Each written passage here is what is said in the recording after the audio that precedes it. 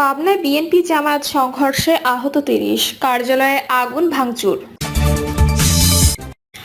আমার হতাশা ক্ষুব্ধতা কাউকে আঘাত করলে আমি দুঃখিত, বলছেন মাহফুজ আলম। জানাবো সব কুল হারিয়ে নয়া কৌশলে মাঠে নেমেছে আওয়ামী লীগ। এবং সর্বশেষ জানাবো দাবি আদায়ে অনড় জবি শিক্ষার্থীরা, কাকরাইলে তীব্র যানজট। শুনছিলেন সংবাদ শিরোনাম, এবারে বিস্তারিত। পাবনায় বিএনপি জামায়াত সংঘর্ষে আহত ৩০, কার্যালয়ে আগুন ভাঙচুর। পাবনার আটঘরিয়া উপজেলার দেবোত্তর ডিগ্রি কলেজের অ্যাডহক কমিটি নিয়ে দ্বন্দ্বে বিএনপি জামায়াত সংঘর্ষ হয়েছে। এতে উভয় পক্ষের অন্তত ৩০ জন আহত হয়েছেন। এ সময় উপজেলা জামায়াত কার্যালয়ে আগুন দেন বিএনপির বিক্ষুব্ধ নেতাকর্মীরা। পরে উপজেলা বিএনপির সদস্য সচিব মনোয়ার হোসেন আলমের নিজস্ব কার্যালয় ভেঙে দেন জামায়াত কর্মীরা। আটঘরিয়া থানার ভারপ্রাপ্ত কর্মকর্তা শফিকুজ্জামান সরকার জানান, দেবোত্তর ডিগ্রি কলেজের কমিটি গঠনকে কেন্দ্র করে জামায়াতের লোকজন প্রথমে বিএনপির লোকজনের উপর হামলা করে, পরে দুই পক্ষের সংঘর্ষ বেঁধে যায়। এতে উভয় পক্ষে বেশ কয়েকজন আহত হয়েছেন। তিনি আরো বলেন, আহতদের আটঘরিয়া উপজেলা স্বাস্থ্য কমপ্লেক্স সহ বিভিন্ন জায়গায় চিকিৎসার জন্য নেওয়া হয়েছে, তবে এখন পরিস্থিতি স্বাভাবিক রয়েছে।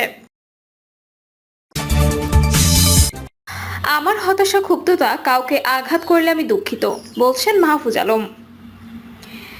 নিজের হতাশায় কাউকে আঘাত করলে তার জন্য আন্তরিকভাবে দুঃখ প্রকাশ করেছেন তথ্য উপদেষ্টা মাহফুজ আলম। রাতে নিজের ফেসবুক পেজে দেওয়া এক পোস্টে তিনি লেখেন, আমার হতাশা ক্ষুব্ধতা কাউকে আঘাত করলে আমি আন্তরিক দুঃখ প্রকাশ করছি। তিনি লেখেন, গত পরশু রাত্রে যখন এসব দাবি নিয়ে জবি থেকে আমাকে জানানো হয়, তখন তাদের আমি গতকাল রাত ৯টায় আমার বাসায় আসার আমন্ত্রণ জানাই, কিন্তু গতকাল সকালে তারা আন্দোলনে নামেন এবং যমুনার কাছাকাছি পৌঁছে যান। কাল দুপুর থেকে ভিসি স্যারের সঙ্গে আমি নিয়মিত যোগাযোগ করেছিলাম।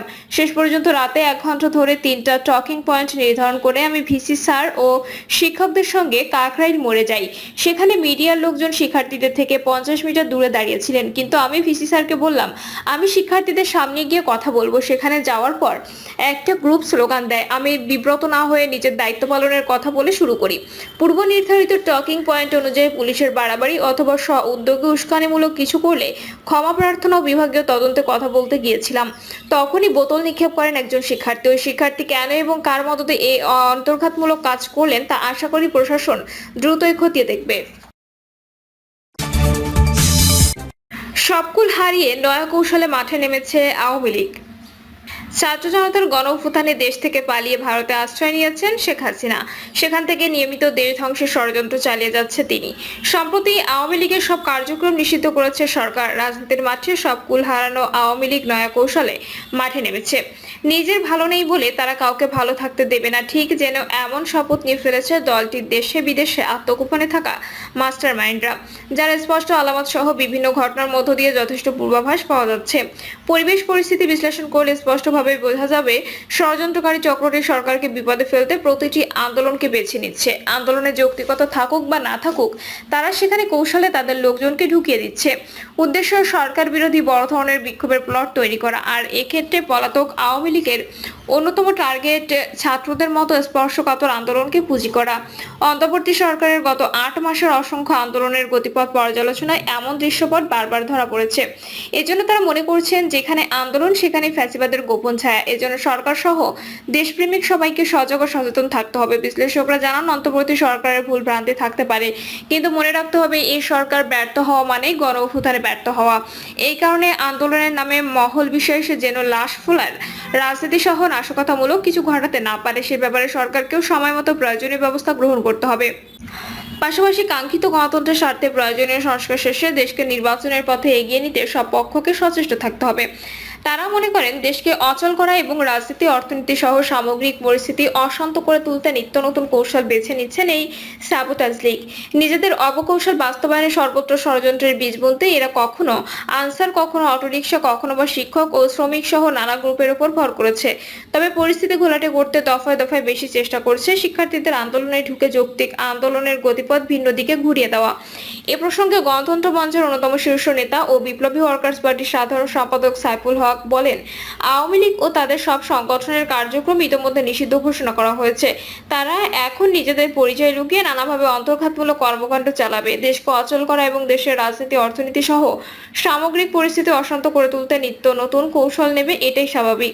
সাইফুল হক আরো বলেন, গণঅভ্যুত্থানের মুখে গত 5ই আগস্ট শেখ হাসিনা ভারতে পালিয়ে গেলেও বিদেশের মাটিতে বসে তিনি দেশকে অস্থিতিশীল করার অপচেষ্টা করে যাচ্ছেন। নানা উপায়ে অন্তর্বর্তী সরকারকে উৎখাতে ষড়যন্ত্র করছেন। তার নির্দেশে একই কাজ করে যাচ্ছে দলের লোকজন। এই ধারা এখনো অব্যাহত আছে এবং বলা যায় আরো বেড়েছে। রাজনৈতিক বিশ্লেষকদের মতে কয়েকদিন ধরে ঢাকায় রাজপথ ফের অশান্ত এবং উত্তপ্ত হয়ে উঠেছে। এর পেছনে মূলত পতিত আওয়ামী লীগের প্রত্যক্ষ ও পরোক্ষ মদতের খবর মিলছে। পর্দার আড়ালে থেকে অর্থ, অস্ত্র, লোকবল সরবরাহ সহ নানাভাবে রসদ যোগাচ্ছে এই দলটি। বিশেষ করে দলীয় কর্মকাণ্ড নিষিদ্ধ হওয়ার পর আওয়ামী লীগের নেতাকর্মীরা নানা কায়দায় উস্কে দিচ্ছে আন্দোলনের মাঠ। এদের মূল লক্ষ্য নোবেলজয়ী ডক্টর মোহাম্মদ ইউনূসের নেতৃত্বাধীন বর্তমান অন্তর্বর্তীকালীন সরকারকে বেকায়দায় ফেলা, বিব্রত করা, ব্যর্থ প্রমাণিত করা এবং সাবোটাজ করে জনগণকে সরকারের বিরুদ্ধে খেপিয়ে তোলা। এছাড়া মব জাস্টিসের নামেও ষড়যন্ত্র হচ্ছে। দাবি আদায়ের নামে সরকারের উপর একের পর এক খরচের বোঝা চাপিয়ে দিতেও মহল বিশেষ পর্দার আড়াল থেকে কলকাঠি নাড়ছে। সূত্র জানায়, আবাসন ব্যবস্থা নিশ্চিত সহ 3 দফা দাবিতে জগন্নাথ বিশ্ববিদ্যালয়ের ছাত্র শিক্ষকদের কঠোর আন্দোলন থেকে অব্যাহত আছে। এর মধ্যে প্রথম দিন ছাত্রদের যৌক্তিক আন্দোলনে পুলিশ বেধড়ক লাঠিচার্জ করে পরিস্থিতিকে আরো উত্তপ্ত করে তুলেছে। যদিও সরকারের পক্ষ থেকে অভিযোগ করে বলা হয়েছে, আন্দোলনকারীরা সরকারের সঙ্গে আলোচনায় না বসে হঠাৎ এভাবে প্রধান উপদেষ্টার বাসভবন যমুনা ঘেরাও কর্মসূচি নিয়ে মাঠে নেমেছে। তবে রাতে তথ্য ও সম্প্রচার উপদেষ্টা মাহফুজ আলমের উপর পানির বোতল নিক্ষেপের ঘটনা ভিন্ন কিছুর বার্তা দিচ্ছে। এই হামলার জন্য অনেকে একটি দলের ছাত্র সংগঠনের দিকে আঙুল তুলছে। তবে কেউ কেউ মনে করেন, যেহেতু অন্তর্বর্তী সরকার বেকায়দায় পড়লে সবচেয়ে বেশি খুশি হওয়ার কথা আওয়ামী লীগের, সেহেতু যে কোনো আন্দোলনে নেতৃত্ব দেওয়া ব্যক্তিদের এই বিষয়টিকে মাথায় নিয়ে কর্মসূচি দিতে হবে। নানাভাবে ফিল্টারিং করে আন্দোলন কর্মসূচি চালাতে হবে। এছাড়া পুলিশের বিষয়েও সরকারের বিশেষ সতর্কতা অবলম্বন করতে হবে। এ ধরনের পরিস্থিতি নিয়ন্ত্রণে পুলিশ সদস্যদের মাঠে নামানোর আগে তাদের প্রত্যেকের বিষয়ে ভালো করে খোঁজ খবর নিতে হবে। কেননা আওয়ামী লীগের 15.5 বছরে নিয়োগ পাওয়া বেশিরভাগ পুলিশ সদস্য তাদের দলের এ প্রসঙ্গে গণফোরামের প্রেসিডিয়াম সদস্য অ্যাডভোকেট সুব্রত চৌধুরী বলেন, রাজনৈতিক দলগুলো প্রয়োজনীয় সংস্কার শেষ করে দ্রুত সময়ের মধ্যে নির্বাচন চেয়ে আসছে, কিন্তু নির্বাচন কবে হবে, সংস্কার কবে শেষ করে তা এখনো অস্পষ্ট। এই সুযোগ নিচ্ছে পরাজিত ফ্যাসিবাদী আওয়ামী লীগ। এছাড়াও যারা একসময় ঐক্যবদ্ধভাবে শেখ হাসিনার বিদায় ঘণ্টা বাজিয়েছে, তারাও এখন নানা ভাগে বিভক্ত। তাদের মধ্যে বিরোধের বিষয়টিও স্পষ্ট, যার সুযোগ নিচ্ছে আওয়ামী লীগ। এছাড়া আইন শৃঙ্খলা পরিস্থিতির অবনতি, নিত্য প্রয়োজনীয় দ্রব্যমূল্যের ফের ঊর্ধ্বগতি, মিয়ানমারকে করিডোর দেওয়ার অভিযোগ সহ বিভিন্ন ইস্যুতে মানুষের মধ্যে অসন্তোষ বিরাজ করছে। সব মিলিয়ে দেশে এক ধরনের ধোঁয়াটে গুমট পরিস্থিতি তৈরি হচ্ছে। ফলে সুযোগ তো আওয়ামী লীগ নিতে চাইবেই। তারা ছদ্মবেশে বিভিন্ন জায়গায় ঢুকে পড়েছে। এজন্য রাজপথের বেশিরভাগ আন্দোলন হঠাৎ করে উত্তপ্ত হয়ে উঠছে। শ্রমিক, কর্মচারী, শিক্ষক, ডাক্তার, সরকারি বেসরকারি চাকরিজীবী সহ বিভিন্ন ব্যানারে একের পর এক সংগঠন দাবি দেওয়া নিয়ে মাঠে নামে। এদের মূল চাওয়া ছিল শুরুতেই ডক্টর মোহাম্মদ ইউনূস সরকারকে বড় ধরনের ধাক্কা দেওয়া, এরপর অর্থনৈতিকভাবে প্রবল চাপ সৃষ্টি করে সরকারকে দিশেহারা করে তোলা। অভিযোগ রয়েছে, আওয়ামী লীগের কার্যক্রম নিষিদ্ধ করার পর নতুন করে ষড়যন্ত্র থিওরি নিয়ে মাঠে নেমেছে মাস্টারমাইন্ডরা। রাজপথে থাকা বিভিন্ন আন্দোলনকে পুঁজি করে তারা ঘোলা পানিতে মাছ শিকার করতে চান। এক্ষেত্রে হোয়াটসঅ্যাপ ছাড়াও সামাজিক যোগাযোগ মাধ্যমে নানা অ্যাপস ব্যবহার করা হচ্ছে। অপরদিকে আওয়ামী লীগের অফিসিয়াল ফেসবুক পেজে হরতাল, মশাল মিছিল, লিফলেট বিতরণের মতো কর্মসূচিও দেওয়া হয়। এভাবে আত্মগোপনে থাকা নেতাকর্মীদের উস্কে দিয়ে সাবোটাজ প্ল্যান বাস্তবায়ন করতে মরিয়া দলটি দেশি বিদেশি চক্রটি।